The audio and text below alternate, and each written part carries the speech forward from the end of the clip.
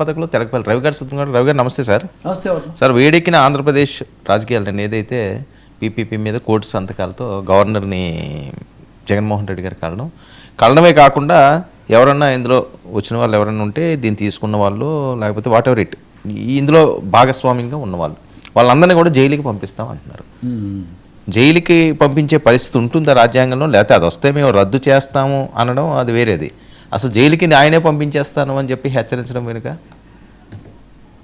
అంటే చాలా రోజులుగా రాజకీయ నాయకులు జైల్లో ఉంటాము, ఊచల్లక పెడతాము, చిప్పకూర తింటాము, ఇటువంటివి వాడడం మా పరిపాటిగా మారింది. కాకపోతే నిన్న పీపీపీ దీనికి సంబంధించి ఈ పదం వాడటం జగన్మోహన్ రెడ్డి అది అందరి దృష్టికి వచ్చింది. అంటే జైలుకు పంపించడం అనేది ఇప్పుడు చంద్రబాబును అరెస్ట్ చేసి జైలుకు పంపించినందువల్లే జగన్ ఓడిపోయాడు, అది పెద్ద మైనస్ పాయింట్ అయింది అనేది కదా లెక్క.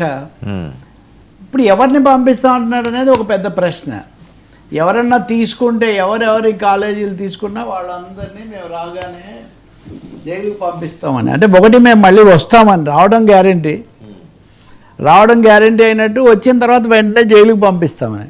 అంటే ఒక విధంగా దూకుడు చంద్రబాబును బలపరుస్తున్నాడు జగన్. ఇక్కడ చాలాసార్లు చంద్రబాబు చెప్తూ ఉంటాడు కదా, చాలామంది బయటి వాళ్ళందరూ భయపడుతున్నారు, మేము పెట్టుబడులు పెడతాము, మేము మీ రాష్ట్రానికి వస్తాము, కానీ మళ్ళీ జగన్ వస్తే మమ్మల్ని ఏం చేస్తాడు, ఇవన్నీ ఏం చేస్తాడు అని మాకు భయంగా ఉంది అని చంద్రబాబు నాయుడు ఎన్నికల ప్రచారంలో చెప్పారు. ముఖ్యమంత్రి అయ్యాక కూడా మొదటి ఏడాది చెప్పారు, ఇప్పుడు కొంచెం మార్చారు. కానీ బట్ జగన్ దాన్ని నిజం చేస్తున్నట్టుగానే మాట్లాడుతూ ఉన్నారు.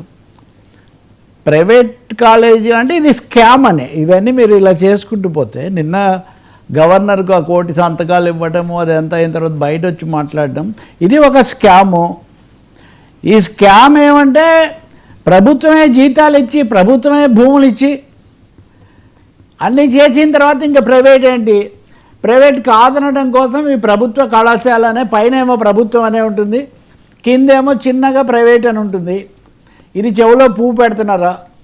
ఈ వార్తను మళ్ళీ తెలుగుదేశాన్ని బలపరిచే వాళ్ళు జగన్ చెవులో పువ్వు పెడుతున్నారని, ఇప్పుడు ఎవరి చెవులో పువ్వులు పెడుతున్నారో కానీ మొత్తానికి ఆంధ్రప్రదేశ్ రాజకీయాల్లో ఒకవైపు నుంచి మళ్ళీ జైళ్ళు, అరెస్టులు, చెవుల్లో పూలు పెట్టడాలు ఇటువంటివన్నీ వచ్చేసాయి. నిజంగా ఏ ముఖ్యమంత్రి అయినా, ఏ ప్రభుత్వమైనా, లేదు ఎవరైనా రాబోయే వాళ్ళైనా ఉన్న ఫలాన్ని ఎవరిని అరెస్ట్ చేయలేరు.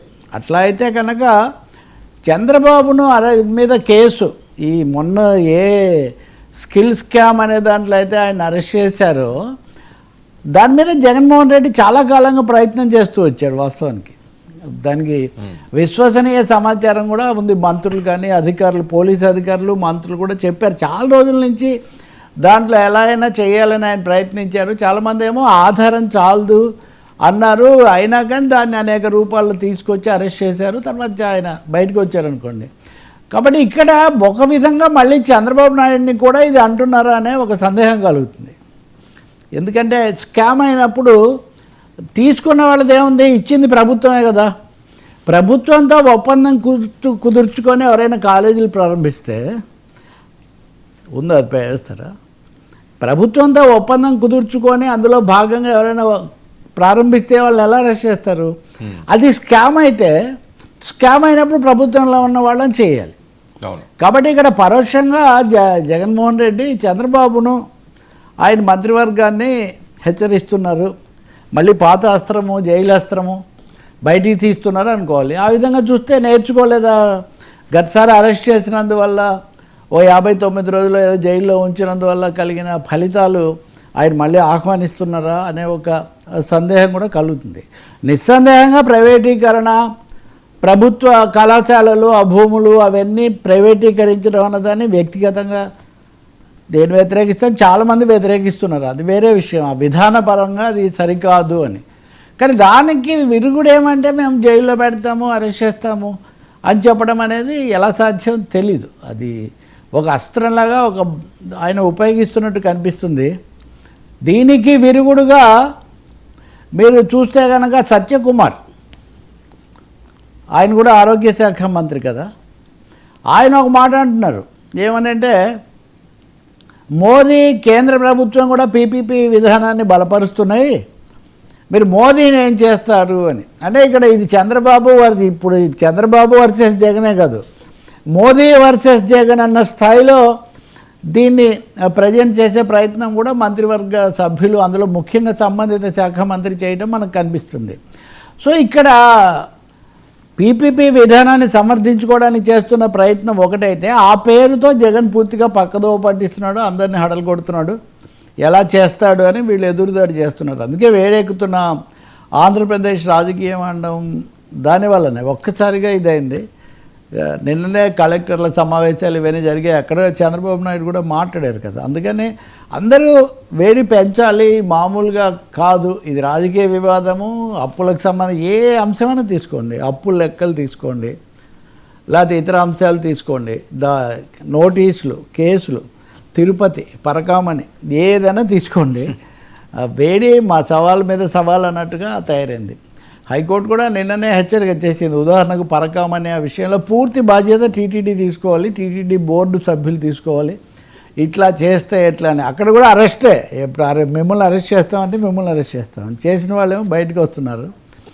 కాబట్టి జగన్మోహన్ రెడ్డి నిన్న ఏమైంది, ఇప్పుడు మెడికల్ కాలేజీలు విధానపరమైన అంశాలు పోయి ఇప్పుడు ఎలా అరెస్ట్ చేస్తావు, జైల్లో పెడతావా, అసలు నిన్నే పెడతాము, ఈ పరిస్థితి వస్తూ ఉందన్నమాట.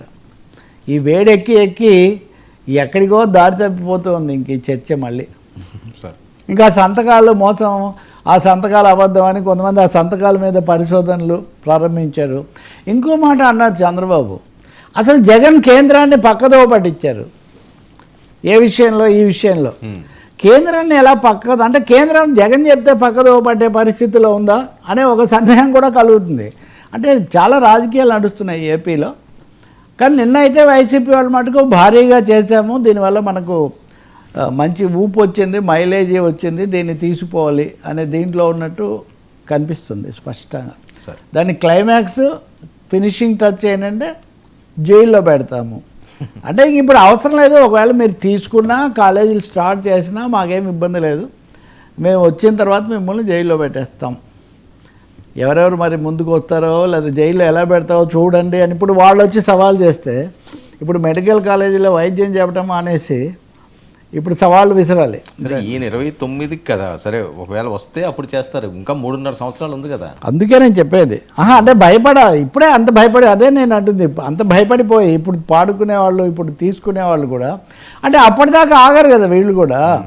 ఇప్పుడే నేను తీసుకుంటాను అని ఒక వర్మ వెళ్తారనమాట, నేను తీసుకుంటాను, ఏం చేస్తావో చెయ్యి, అరెస్ట్ చేస్తావా ఎలా చేయని. నిజమే మీరు అన్నట్టుగా నేను 29లో అరెస్ట్ చేస్తానంటే సరే అప్పుడే చూసుకుందాము అనేది వస్తుంది కదా.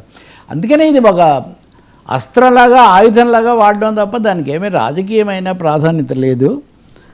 అయితే మెడికల్ కాలేజీలకే కాదు, ఇది ఒక విధంగా ఆయన పరోక్షంగా అందరికీ దాని మీద ఒక వార్నింగ్ ఇస్తున్నారు.